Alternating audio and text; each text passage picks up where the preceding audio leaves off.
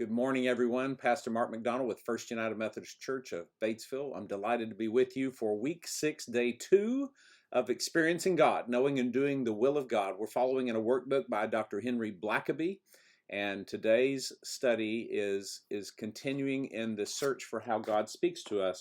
Our title today is God Speaks Through Circumstances. Now, I want you to think about this because there are three main foci that we are going to look at as we see how God moves clearly in history. It's not the only three ways, just like the Trinity are not the only three ways we understand God, but this study focuses on the Bible, prayer, and circumstances. So we've talked some about the Bible scripture in the last week, and we're continuing this week for how God speaks through Bible, prayer, and today we're looking at circumstances.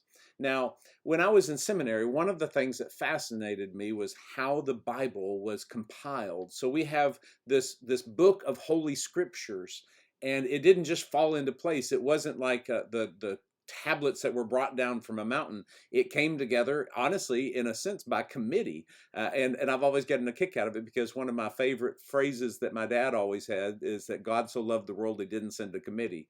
And yet in order to compile the Bible, we brought it into a canon. We canonized it. We approved it.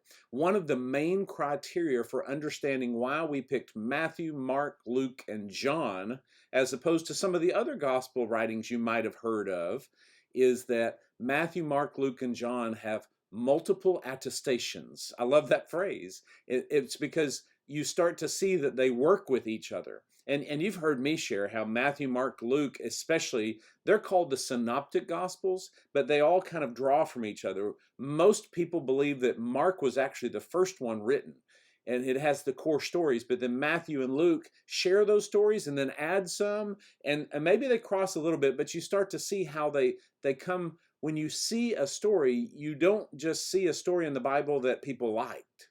You see a story that they could confirm was witnessed by multiple people. So not just Matthew, Mark, Luke, and John, but throughout the scriptures, what do we know from the witnesses, from the faithful that have told us these stories, shared these stories, written these stories, how they come together? So we picked the Bible by looking for multiple points of agreement.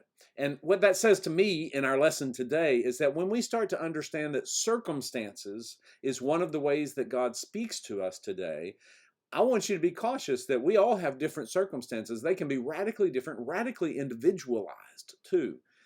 So in order to understand how God is speaking, we shouldn't just say that I read it in the Bible, so it's so, or the Spirit interceded in my prayers and I know that's it. We should be able to talk to others to test these things. Circumstances is one of those great tests. In the Methodist movement, we call that experience. We live our faith, and if it doesn't work, then one of the questions we should be asking is, does it not work because I didn't understand what God was saying? So today's lesson is largely about circumstances, how God comes into our life, and it uses a different scripture verse than our memory verse, but it's from that same, what we call pericope or section of the scripture. And it says this: the Son can do nothing of his own accord, but only what he sees the Father doing. And it sets the stage so much for what we've read, doesn't it?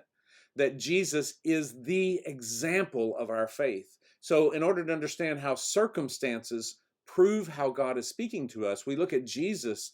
And this verse, this passage, including our memory verse this week, tell us that Jesus consistently said, it's not up to me, it's up to God.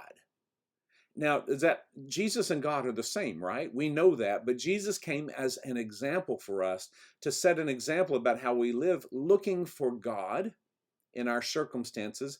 And then when we see God acting, when we see God moving, that is our invitation to join God. You remember that from weeks past. This is developing out of our 7 steps of knowing and doing the will of God. So today, when you read that scripture, have that all in mind. There is, in particular, a little section in the workbook today about what to do when it seems confusing. I think all this comes together in a powerful way with circumstances or experiences that we live our faith, and we need to test it against other aspects. We know that when we hear an answer in our prayer, or when we experience something that we believe is God speaking to us by inviting us to join God in what God is doing, that we still need to make sure it's in keeping with Scriptures, because God's not going to ask us to do something contrary to Scriptures. So again, circumstances is our word for the day. How God speaks to us through our circumstances, I hope that it speaks to you. Be a blessing today, my friends.